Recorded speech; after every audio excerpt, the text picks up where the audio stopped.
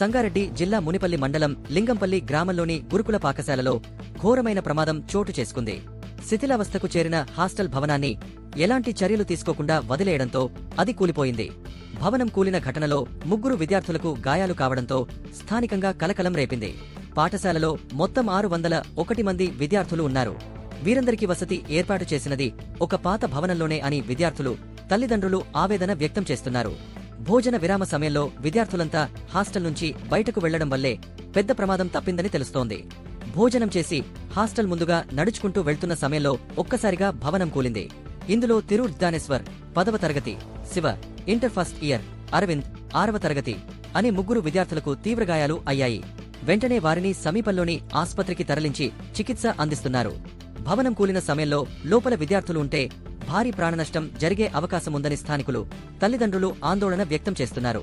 శిథిలాల కింద ఉన్న విద్యార్థుల వ్యక్తిగత వస్తువులను వెలికితీయగా భవనం పూర్తిగా నేలమట్టమైనట్లు తేలింది.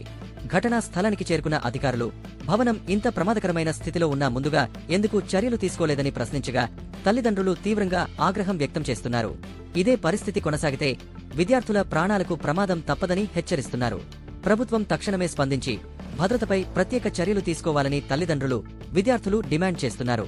ఇలాంటి ఘటనలపై మరింత అప్రమత్తంగా వ్యవహరించాల్సిన అవసరముందని విద్యారంగ నిపుణులు అభిప్రాయపడుతున్నారు.